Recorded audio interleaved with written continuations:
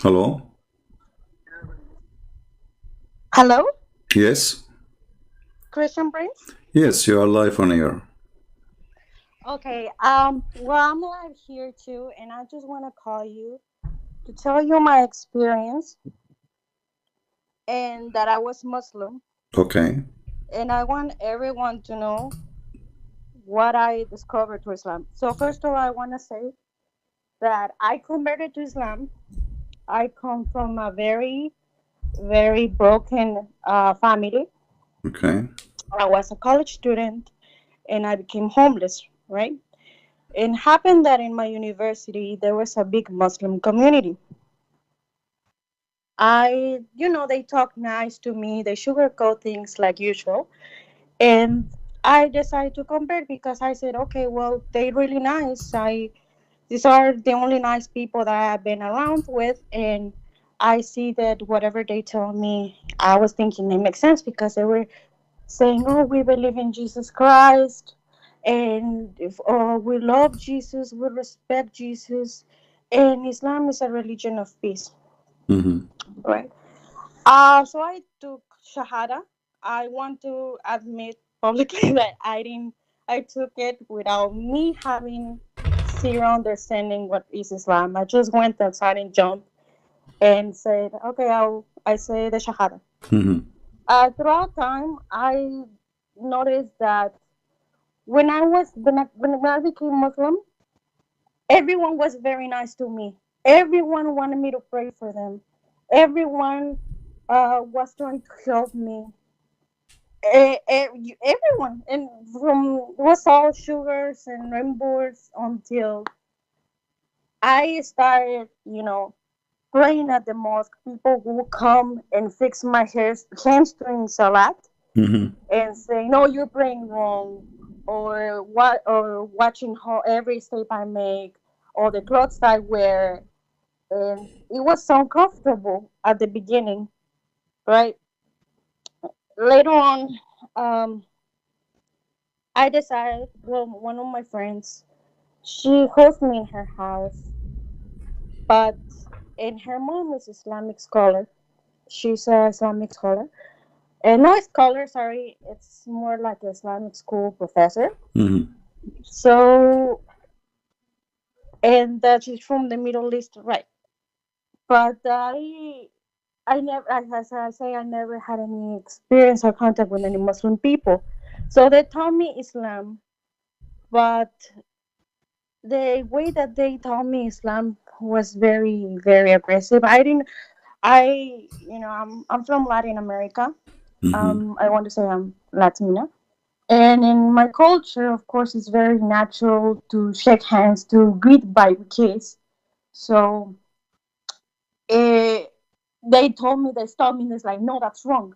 And I felt really bad. So how is that wrong? But they would just point me out things that I was doing wrong without telling me the reason. And I would feel bad because how can this is when I started to question things because I see how can just a simple handshake gesture will arouse any attraction between the opposite gender, right? Mm-hmm. Even for job interview, no, you cannot. I ask. There's a lot of Muslim scholars who come to my university and do Holocaust and teach Islam. And I ask, okay, so how is it wrong to shake hands if you don't have a bad intention? And they told me an answer, like a solid answer. So from there on, I things started. What was the answer? Oh, they said, oh, it's because we don't mix with the other gender. I said, but why?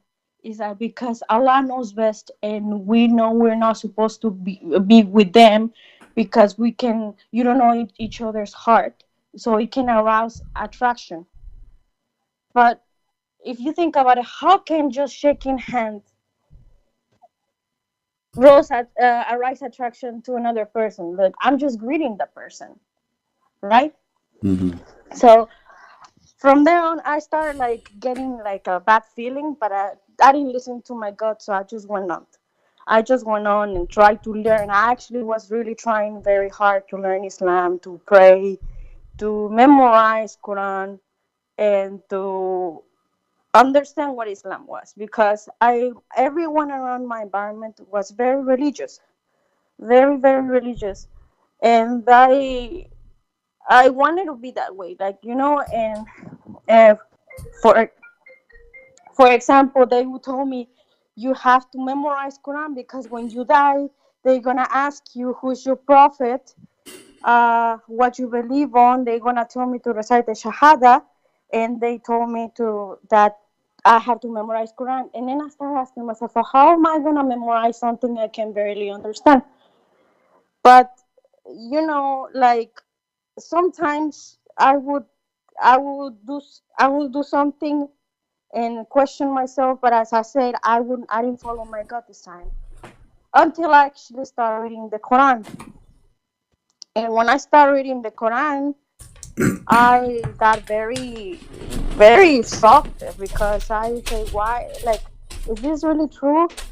So I went and I asked many sheikhs, many scholars about that, and they would say that, oh, you're not understanding Arabic. You need to understand the context. You need to learn Arabic because it's classic Fusha Arabic. But I want to ask you, Christian friend, something. How can people teach Islam or want to do they want to do dawah on not on converts if they say that Arabic is a really high level language that no one can understand? How can they try to teach something that is high level to people that barely can speak Arabic? That's my question. Well, what they said partly is true. Nobody can understand. The Quran is a very stupid book. So if we give the Muslims a verse in the Quran, and we ask them what this verse means, you will see they have 1,000 interpretation, if not a million. So how a language which is sent by Allah to guide us, they themselves cannot understand, and they cannot have the same interpretation for, what is the message there? So the Quran is a very stupid book, made by a very stupid writer, and because of that, doesn't make sense. Actually, if I go to the comment, there's a Muslim, he posts in the comment, let me see if I can find it in the previous video. He said, how you say in the chapter of Mary, chapter 19, he said, how you say that the Quran is not connected, doesn't make sense. The verse before and the verse after have nothing to do with it. So he mentioned that the verse of the chapter of Mary as an example, all of it is about Mary. But is it true? If we go right now to the chapter of Mary, we will find that the part about Mary is just little. The most of the part have nothing to do with Mary. Here we go. This is about Mary. This is about Mary. This is about Mary. No. And then what is this? This is about Mary. This is about Mary. This is about no. And then here he speaks a little bit about Mary, and then he starts speaking about things have nothing to do with Mary and have nothing to do with the teaching of Christ. Like, who is the one is who is the one is talking here? So in the Quran there is no connection between verses, and there is no connection between a verse and the one after it. Here talking about Mary. Okay, here we jump to Moses, and then we jump to Aaron. Why? Because Muhammad, he think that Aaron is the uncle of Isa, and who is Isa? We do not even know who is this name. So the Quran is a very stupid book, and this is why the Muslim, they try to fix the Quran. So when the Quran says he found the sun set in murky water, the Muslim, they have to add words to the verse in order to fix it. So they say it appeared to Alexander the Great that the sun setting in, but Allah never said it appeared to him. He said he found it. So in order to fix stupidity, they have to fix the language. and they have to add words. So how the Quran is an amazing book, high level of language, when the Quran is given wrong meaning, a wrong purpose of it. You know what I mean? I understand. I understand. And this is my question, like, why they even try to do dawah? Like, if they know that there's something's wrong, and they claim that the translation it's inaccurate, how in the heck they try to still convert people into Islam? Like, Well, that's my. you see, it's like you are asking the Satan why he's trying to fool you. That doesn't make sense. So you should know that this is a satanic religion, and a person who follows it, he is possessed with the devil. So his a duty, they're a prophet. They have videos about a guy, a Muslim guy who made a Jew.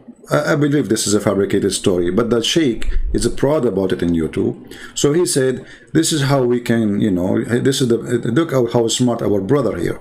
So he said, there is a Jewish guy, he is a neighbor to a Muslim. The Muslim guy, he keeps saying to him, why you don't convert to Islam? Convert to Islam. Islam is better for you, etc. So the Jewish guy, he said, you know what, I don't really mind converting to Islam, but I like to smoke and I like to drink. The Muslim guy said to him, who told you you cannot do smoke and drink? You can. The Jewish guy, he said, really? He said, yeah, just say Shahada. Say Shahada. The Jewish guy, he said Shahada, and he became a Muslim. Now, the Muslim, he grabbed a cigarette to smoke. The Muslim, he said to him, you cannot smoke. The guy, he said to him, but you told me I can. He said, yeah, I said that to you before you said Shahada. So they are saying that this guy, the Muslim guy, he tricked the Jewish guy to save him. He lied to him to save him. This is a good lie. Islam without lies dies. So they justify their lies by saying that we lie to save the people. We enslave you to save you. So if we go actually here in the hadith, let me show you this in the hadith. If you ask a Muslim why you attack people, nations, and enslave them and take them as sex slaves, why you do that? They say to you the answer in what the Prophet said.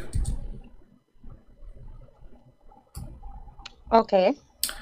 Read carefully. Abu Hurairah reported that the prophets as saying, God charmed with people who will enter paradise in chains.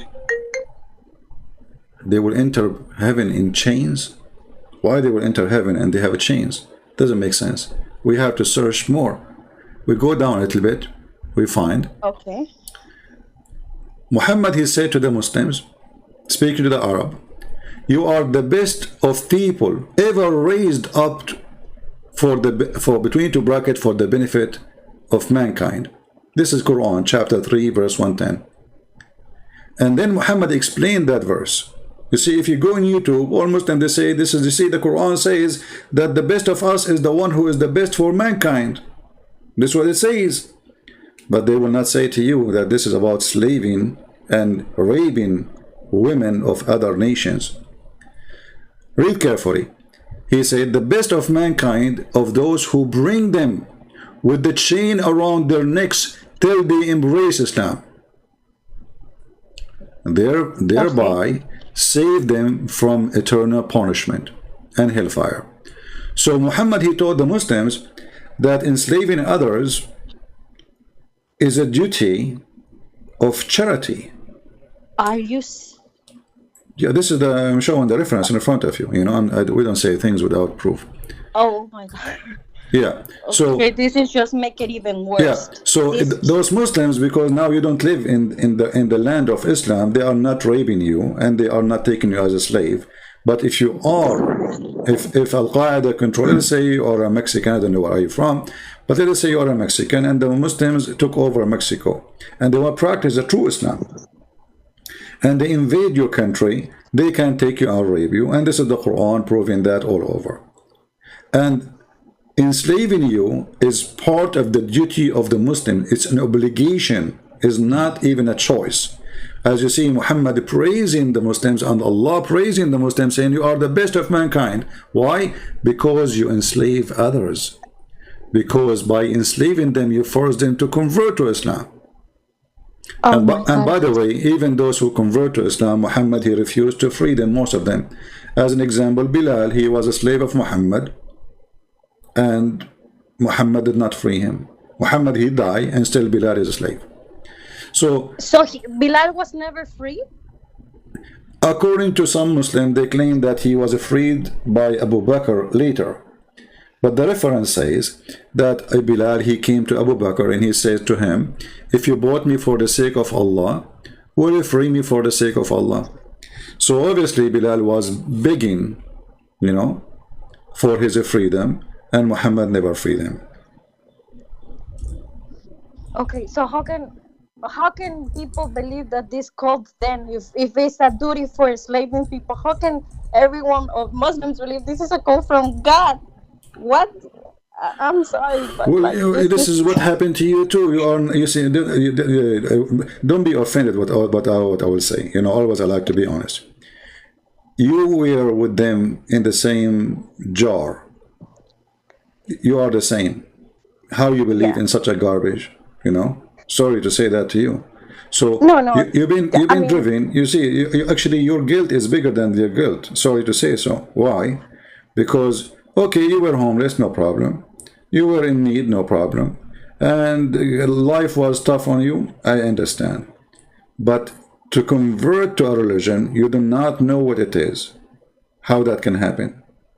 exactly. You know, I was desperate. I was like, basically, I really appreciate them. I don't have anything against them. They are really nice as people.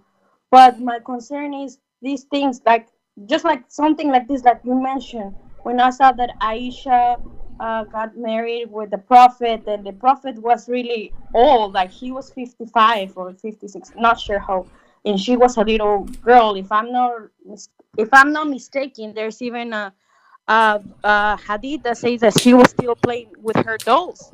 Yes. That's disturbing, Yeah. really disturbing to think about that. And then my friends and other scholars, they excuse themselves saying, oh, but at that time the girls are already mature, they ready for marriage. Those are other times. Those are she was already old. She was like, her body was developed because she's in the desert. It's really hot environment. Uh-huh. I mean, I'm sorry, but I don't know, like that's in that point I said, all right, there's something wrong, you know. You see, first of all, the claim of she is in the desert. Well, now we have girls who live in the desert in Saudi Arabia, and they are 6 years old.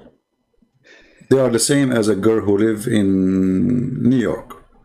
They are still little girls. So this is a lie, and nothing changed. Actually, now, isn't it they say there's a global warming, which means now it's more hot? So girls, they have, like, are we talking about eggplant? And the eggplant will grow faster in a warm area? That is a stupid statement. You know, this is a human being. He have stages. He grow all by days, not by being exposed to the sunlight. We are not plants.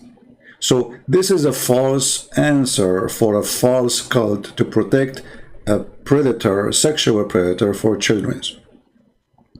And until now, according to Islam, there's no age limit for how Muslim he can marry. Actually, you can watch my videos. It's in YouTube. Search for sex with infant debate with infant. The Muslims in their book, they says that it's forbidden for a Muslim to have intercourse with an infant. It's forbidden. However, he can, excuse my language, he can put his private part between her legs, but he don't enter. Infant. What? 1 day old. Go watch the debate. Go watch it. You know, it's in YouTube. Just search for it. You know. Of course. And the Muslim, he was debating, and we are showing the reference in the screen, and we can show it right now. So this is an extreme, bad, ugly, disgusting cult. And the only way to defend this cult is to lie. And now they have articles saying that Aisha, she was 18. But all of us, we knew that Aisha, when Muhammad died, she was going through 18. She's not 18 yet. So Muhammad, he married Aisha after he died. So in order to avoid the problem, they start making false article about the age of Aisha. But Aisha herself, I mean, look at this. Is it Aisha saying I was 6 years old? You know, she is the wife. She is the one who was with the Muhammad. So she was 6 years old. She became a wife. According to Aisha, by the age of 9, he did intercourse. But between 6 and 9, he was molesting her. This is how bad this man is. He's a criminal. I'm sorry, but like it's even more even disturbing about listening to this. I mean, but yeah, and I want to okay, so I want to continue. All right. Thank you so much for your reference, and thank you. No, like I want to say that yes, I was stupid, and I admitted of going joining something without further research. But when people is vulnerable, they believe on anything and everything, or they like any slight spark of hope. They go for it, right? And thank God, I did well. Like I ended up finding a job after I graduated with my engineering degree, and everything went well. Thank God. But um, in the process of me, like when I still had those questions, I I met someone and I we decided to get married. He's Arab from the Middle East, right? Where we got married and everything. I was still a Muslim. And this time I want to say I was still a Muslim. And he actually decided he say, "Oh my God, I love you, and it's better for me to marry you because I wanted to marry a girl to convert her to Islam, but it's even easier because you're already Muslim." So I guess he liked the idea of me being a convert to Islam, so he could teach me Islam. I don't know, but so we're getting married and everything, and here I am. I'm still married to him, but I had an accident, and we had a very very bad accident, and in that accident, I he got really bad, and I also got really hurt, and I was I don't know what happened. So something changed my life inside of there, and I thought that I was really gonna die, and I really thought that it was the end for me, and all of a sudden I say no. I I I I turned myself. I don't know how, but I turned myself back to Jesus again, to Jesus Christ, and I say, please, I give my life to you. Like I really don't want to die, and I hope that nothing happens to him, to my husband. And can you believe that after I prayed that, like I got better, we got better, and he got out of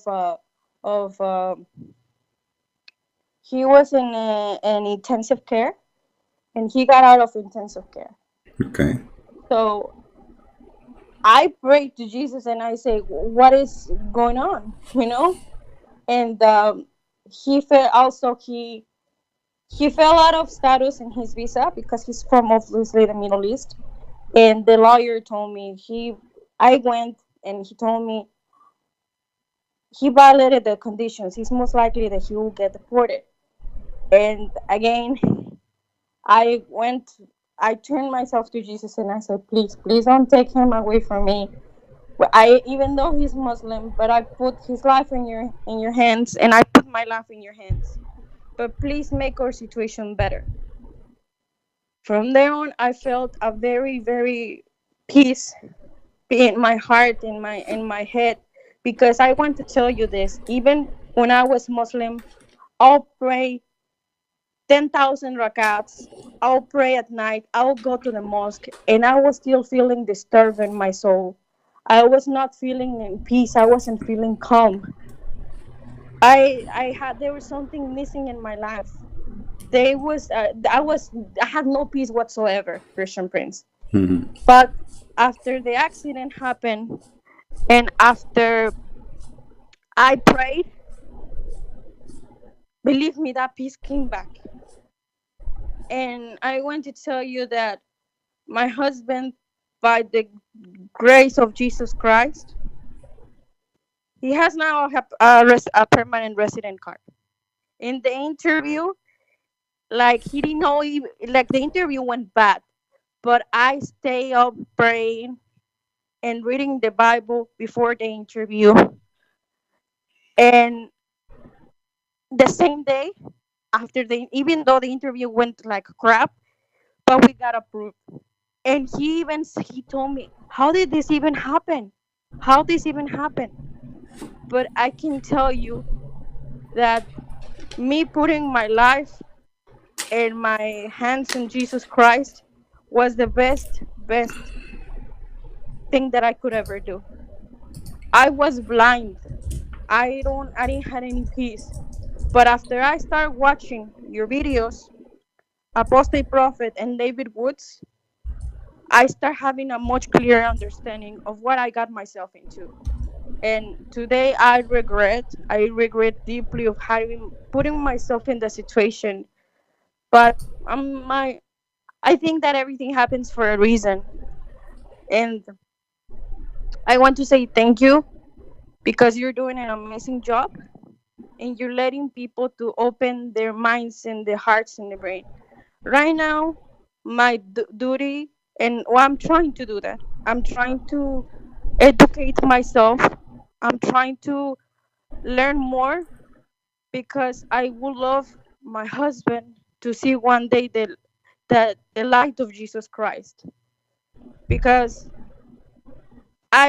maybe that's too much for me to ask, but it's a hard task because Why you I don't ask your husband to call me or to speak to me right now? because I already told him. I have already talked to him, and I said, if you think because talk, he tells me that you are a liar, that you're lying in the mouth of Islam, that you and at first I told him okay, because he was saying okay, David Woods and Apostle Prophet, they don't know Arabic. How can they be talking about this stuff? So I Okay. said okay, well, the Arabic, right? But then when I told him about you, he said no, he's lying. He's a liar, and he just he's an enemy of Islam. And I said okay, if you believe that Islam has the absolute truth and it's the right religion, why you don't face them? Why you don't prove him that Islam is the right religion? He said he's not worth my time. So I was like, okay, so you're scared of him. Okay. Like, why not Stop. face him if Stop. you? Stop, please. Hold on. Hey guys, did you hear what she said? There's a guy in the chat. He is saying that Fifi, he got me busted, and he mentioned Imam Murrah, whatever.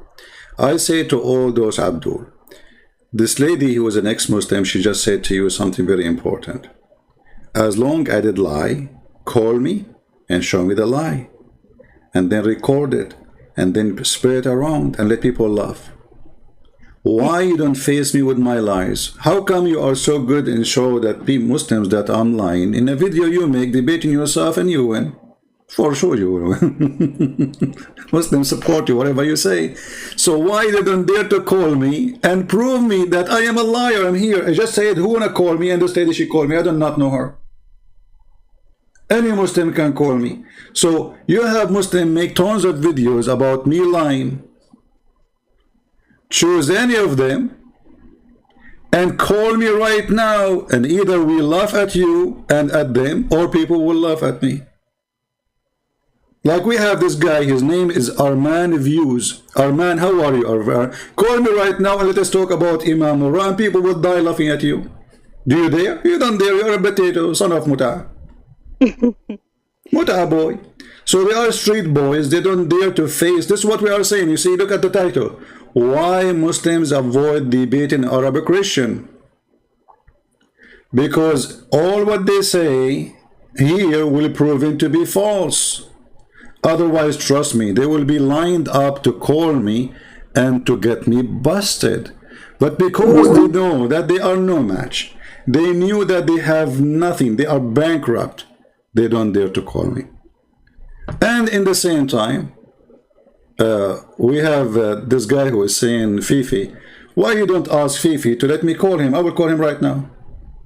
And he can choose any of the lies I say to talk about it. Anyone. We can start from lie number 1. So they are a bunch of kids, and you Muslims are desperate. And here we go. Number 1 lie, let me remind you. Your sister, she said that Aisha, she was a girl and woman. She have her menstruation already. And we showed in the video and in the hadith that this is absolutely a lie. Because at the age of 14, still she don't have her period. So who is the one who lie? The sunset in murky water?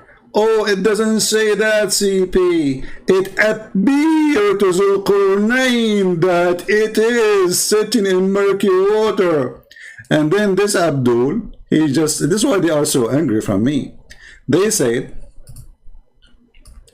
this is the correct hadith, apostate prophet. Which one? Which one? This one. Let me show it to you. Sorry, I will let you stay with me a little bit, you know. Okay, this is the correct hadith. Okay, what is the correct hadith? What is the one? You know, this is the correct one. Okay, this is the one explain Islam for us. Yes, I agree with this hadith. This is absolutely the authentic hadith. Go and watch the video and die laughing. And what is the authentic hadith which those little girls they agree with? They say that Allah Prophet said to Abu Dhar, do you know where the sun set? I replied, Allah and his apostle know best for sure. They associate the name of their prophet and the knowledge of their God with the knowledge of Muhammad. They are mushrikeen, kuffar. He said it goes and prostrate underneath Allah's throne. And Susu and Mimi and Fifi, they say, yes, this is correct. We agree with that. But this is what really, this is alone is enough to prove Islam to be shish kebab. As long as they agree, all of them about it, that this is authentic and this is true and this is the hadith which is telling the truth. Your prophet teach that the sun goes every day from the east to the west and sleep and the, excuse my language, enter the butt of Allah. Oh. And then the sun will ask Allah for permission to go back. And then Allah one day will refuse because this is the judgment day time, and he will say to the sun, go back where you came from. So who is the one is lying? Abdus. Who is the one is lying? Now you cannot say they don't agree. They say they agree with this hadith. And the video is there. They agree with it. They said, yes, this is the authentic hadith. Here the Prophet, peace be upon him, he respond to you. He respond to us? Absolutely. I want to ask Go ahead, lady. Oh, go ahead, sorry. Huh? So I was making the comparison of Muhammad, right? My understanding is that he's a caravan robber. He had multiple wives. He was asking for zakat. Not zakat, sorry. Jizya. And these characteristics, if you think about it, oh, he killed people that went against him. Okay, if you think about it, these characteristics, I put Muhammad and then I compare it to a cartel leader. That's what they do. They like women. Yeah, exactly. They go against whoever that kills them.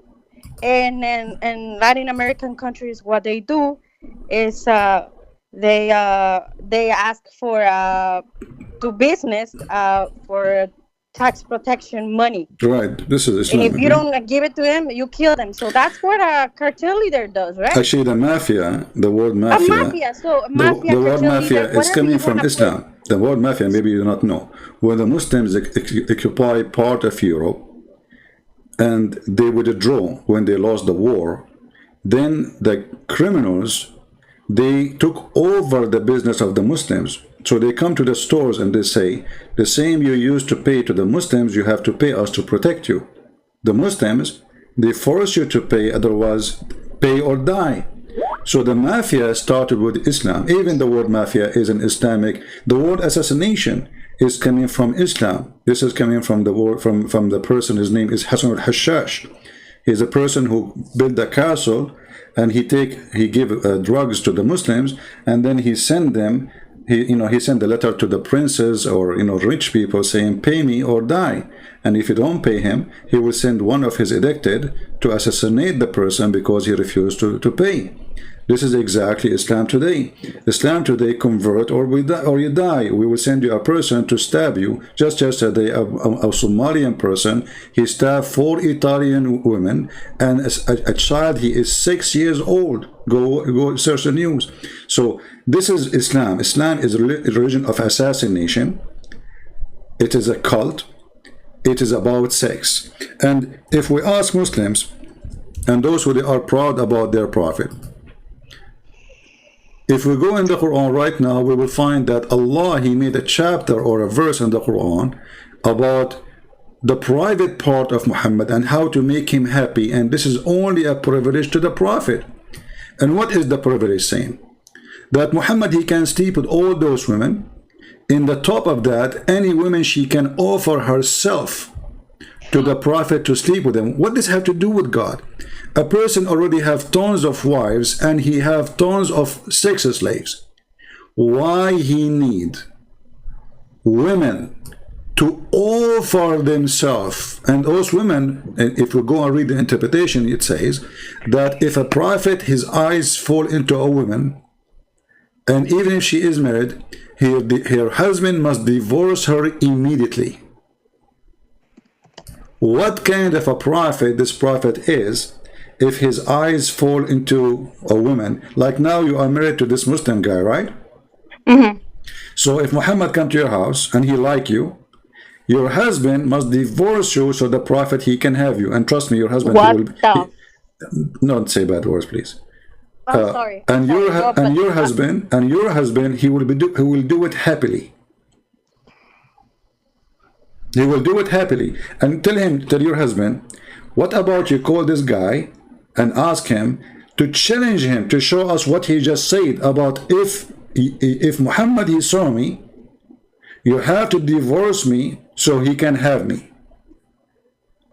Tell him why you don't dare. Just ask him, show us on the screen. Don't debate the guy. Tell him, I challenge you to show me that the prophet, Islam teach that.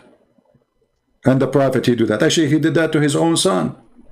He went to the son, that's his own son. He flirted with the wife, and all of this is in their books. Every single word we just said, it is in their books, and any Muslim can call me and prove it wrong. I will give you a few minutes to finish your story, my friend, and we continue. So okay. And I'm sorry, I didn't mean to curse. It's just that it's all right. I was very shocked to see. I mean, honestly, like it's horrendous. Like I have no even words to say it, but like, how can like that how can that even be called a religion? Like, how can I'm sorry, but like, any Muslim is willing to give their wives to the husband just because he says so? Please tell me, where is the spirituality, the God part in there? That's not. Oh my God! I'm sorry, Christian. Please, well, you know what? I will do something. I will send you a link in Arabic, and I want you to tell him. Can you read it for me? Please send that to me, please. Yeah, tell him, are you proud about your prophet? And by the way, you do not need him to translate, because you can use Google Translation. You know what I mean? You do not need him, okay. Because if he tried to lie to you and says it doesn't say that, get him busted. Say, hey, listen, let us use Google Translation, and this is your official website. I can give it to you. Actually, let me give it to you from the official government website of the Kingdom of Saudi Arabia. So he will not say, oh, this is a website, anyone can make a website. This is government website. Let us go there. Here we go. This is the official government website of the Kingdom of Saudi Arabia, and this is the link. I will give it to you in Skype.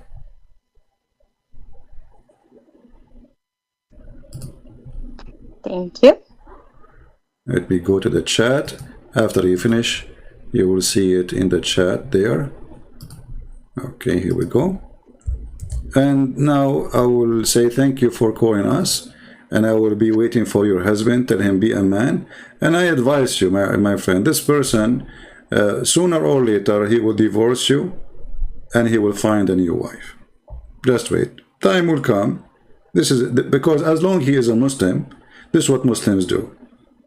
When the woman, she get a little bit older, she gave him some kids, she got a little bit choppy, he go and find a brand new wife in the Middle East. As simple as that. I'm just sharing the truth. Even their prophet, he said, why you marry a previously married woman? Why you marry a woman, she is not a child? And I can show you the reference right now.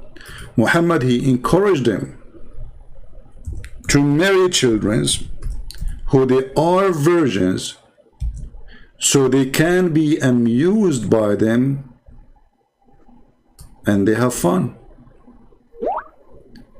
This is the reference in the front of us. You see, this is the story. A man who married a woman previously married, or let us say she is not a virgin. So according to Muhammad, the correct thing to do is to go and find a little child. She is a baby, and to marry her and have sex with her. And here you see, actually, because if you say to you, oh, it doesn't say she is a little girl, it says that. It says the guy, he said, he answered the prophet, he says, the reason I did not marry a child, a young daughter, a young girl, because I want a woman to take care of my orphans. My brother, he died, and I needed a woman who should take care of them, not a girl like them. And let me give you the reference too for this one, so you can show it to your so-called husband. You know, by the way, I don't know, you said you are a Christian. A Christian cannot marry non-Christian. I'm sorry, by the way, I want to say that I had no idea about that because I was Catholic.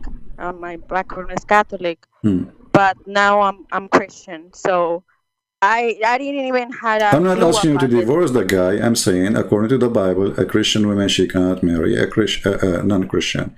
However, you left the faith, and when you married him, you were not a Christian. So, you know, that can let it go. But this is, in Christianity, this is not married, because Muslims, they don't marry. Muslims, they have sex contract. It's called nikah. Nikah means the F word.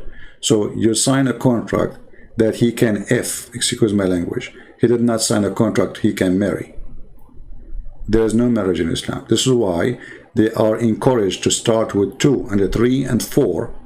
And actually, according to some, there is no limit. But if you could not do that, you go for 1, which means Islam did not say you start having sex with 1 as a wife. Islam start with having sex with 2 and 3 and 4, etc. And if you could not do all of those, then you go to the bankruptcy, which means you sleep with 1 only. That is not marriage. A person who believes that he can have many women, obviously he don't believe in marriage. The more that you tell me about this, the more it's disturbing it gets. Well, I'm here to share the truth with you. You know, I don't want you to disturb your life as a person married to this person. Maybe you know, but you see, from what you said to me, he sounds like he is not decent with you, because if he is saying Christian Prince is lying, tell him, can you show me the lie? I will call him, record him. He don't call me. Record him. Record him. Say, hey, Christian Prince, you lie about this. You call me. You play his voice. We open it and we see who's lying. Okay. You know? And let us see who's lying. All right. Thank you for calling me, and God bless you, and we pray for you. Before you end the call, please keep doing what you're doing. You're awesome, and We need more people like you in this world. Thank Thank you you. so much. Thank you. Take care. God Have a bless. wonderful day. Bye. Bye-bye. All right.